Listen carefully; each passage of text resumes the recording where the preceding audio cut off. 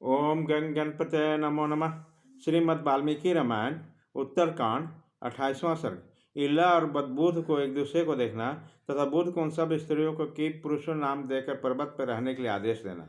श्री राम की कही हुई इल के चरित्र के संबंध में रखने वाले इस कथा को सुनकर लक्ष्मण और भरत दोनों ही बड़े विस्मित हुए। उन दोनों भाइयों ने हाथ जोड़कर श्री राम से महामने राजा इल के स्त्री पुरुष भाव के वृत्तांत विषय के पुनः पूछा। प्रभु, राजा इस इल स्त्री होकर तो बड़ी दुर्गति में पड़ गए होंगे। उन्होंने यह समय कैसे बिताया और जब वे पुरुष रूप में रहते थे तब किस वृत्ति का आश्रय लेते थे। लक्ष्मण और भरत का एक कौतूहल पूर्वक वचन सुनकर श्री रामचंद्र जी ने राजा इल के वृत्तांत को जैसा वो उपलब्ध था उसी रूप में पुनः सुनाना आरंभ किया। तदंतर उस प्रथम मास में इला त्रिभुवन सुंदरी नारी होकर वन में विचरने लगे।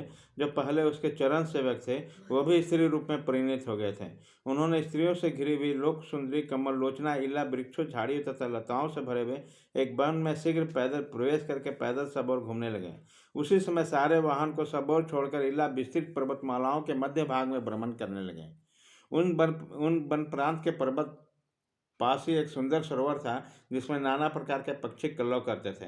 उस सरोवर में सोमपुत्र बुद्ध तपस्या करते थे जो अपने तेजस्वी शरीर से उदित हुए पूर्ण चंद्रमा के समान प्रकाशित हो रहे थे। इला ने उन्हें देखा। वे जल के भीतर तीव्र तपस्या में संलग्न थे। उन्हें पराभूत करना किसी के लिए अत्यंत कठिन था। वे यशस्वी पूर्णकाम और तरुण अवस्था में स्थित थे।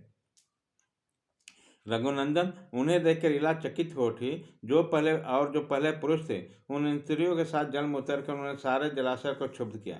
इला पर दृष्टि पड़ते हुए बुध कामदेव के बाणों का निशाना बन गए। वह अपने तन मन की सुध नहीं रही और उसी समय जल में विचलित हो उठे।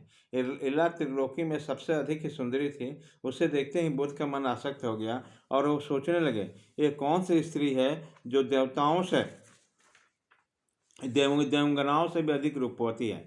न देव वनिताओं में, न नाग वधुओं में, न असुरों के स्त्रियों में, न अप्सराओं में पहले कभी कोई ऐसी मनोहर रूप में सुशोभित होने वाली स्त्री देखी है। यदि यह दूसरे के विवाह ही नहीं गए तो सर्वथा मेरे पत्नी बनने योग्य है। ऐसा विचार वो जल के निकलकर किनारे आए। फिर आश्रम में पहुंचकर उन धर्मात्मा ने पूर्वक सभी सुंदरियों को आवाज देकर बुलाया। उन सबने आकर उन्हें प्रणाम किया। तब धर्मात्मा बुद्ध ने सभी स्त्रियों से पूछा, यह लोक सुंदर नारी किसकी पत्नी है और किस लिए यहाँ आई है? यह सब बातें तुम मुझे शीघ्र बताओ। बुद्ध के मुख से निकला वह शुभ वचन मधुर पदवाली से युक्त मीठा था। यह सुनकर उन सब स्त्रियों ने मधुर वाणी में कहा, ब्राह्मण, यह सुंदरनियाँ हमारी सदा की स्वामिनी है। इनका कोई पति नहीं है। ये हम लोग के साथ अपनी इच्छा के अनुसार वन प्रांत में विचरती है। उन स्त्रियों का वचन सब प्रकार से सुस्पष्ट था। उसे सुनकर ब्राह्मण बुद्ध ने पुण्य आर्यवर्ती विद्या का स्मरण किया। उस राजा के विषय में सारी बातें यथार्थ रूप से जानकर मुनिवर बुद्ध ने उन सभी स्त्रियों से कहा, तुम सब लोग किंग पुरुषी किन्नरी होकर पर्वत के किनारे रहोगे। इस पर्वत पर शीघ्र ही अपने लिए निवास स्थान पर बना लो। पत्र और फल मूल से तुम सदा जीवन निर्वाह करना। आगे चलकर तुम सभी स्त्रियों के किंग पुरुष नामक पतियों को प्राप्त कर लोगे।